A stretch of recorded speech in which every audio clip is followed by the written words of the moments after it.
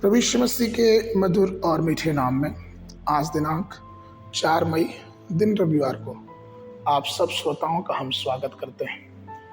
आज के दिन के लिए जो वचन वो लिया गया है लूका रचित सुसमाचार उसका 10 अध्याय 19 पद। देखो, मैंने तुम्हें सांपों और बिच्छुओं को रौंदने का और शत्रु के सारी सामर्थ्य पर अधिकार दिया है और किसी वस्तु से तुम्हें कुछ हानि न होगी। प्रियो, प्रभु हमें एक ओर सांपों और बिच्छुओं को रौंदने का अधिकार देता है और दूसरी ओर उन सारी प्रतिज्ञाओं को पूरा करने का अधिकार देता है जो उसने हमारे जीवनों में दिया है। परमेश्वर ने हमें 3 गुनी आशीष दी है। पहला, उसने अपना अधिकार दिया है। दूसरा, उसने अपना प्रभुत्व हमको दिया है और तीसरा, अपनी सामर्थ्य उसने भरा है। बाइबल कहता है मरकुस उसके 16 अध्याय के 17 पद में, और विश्वास करने वालों में ये चिन्ह होंगे कि वे मेरे नाम से दुष्ट आत्मा को निकालेंगे।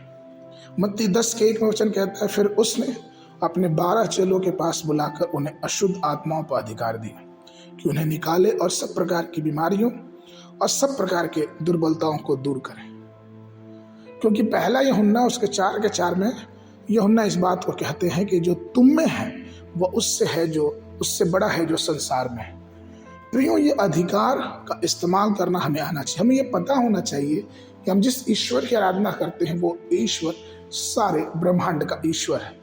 भजन 46 के 91 में दाऊद कहते हैं कि सेनाओं का यहोवा हमारे साथ है और याकूब का परमेश्वर हमारा शरण स्थान है। प्रियो, इस बात को हम समझें और जानें कि जब परमेश्वर का वचन प्रतिज्ञाओं से भरा है तो क्या हम और आप उन अधिकारों को जो उसने हमें दिया है उसे पारित ना करेंगे। हम विश्वासी हैं, हम परमेश्वर के बच्चे हैं, परमेश्वर के संतान हैं और हमें दुष्ट आत्माओं पे अधिकार दिया गया। लेकिन ये बात भी देखी जाती है कि कई मसीही इस अधिकार को नहीं जानते हैं। वे कलीसिया में जाते हैं, दुआ करते, प्रार्थना करते, लेकिन आज भी वो अंधकार की शक्तियों से ग्रसित है। ऐसे सब परिस्थितियों में हमें और आपको चाहिए कि हम परमेश्वर के वचन को अपने जीवनों में उतारें और विश्वास के साथ उसका अंगीकार करें। हर एक उस अंधकार की शक्तियों को डांटें।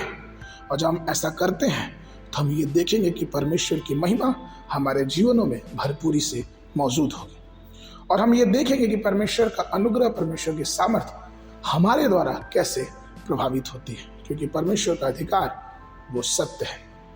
आगे के मनन के लिए प्रकाशित वाक्य की पुस्तक उसका 12 अध्याय 11 पद।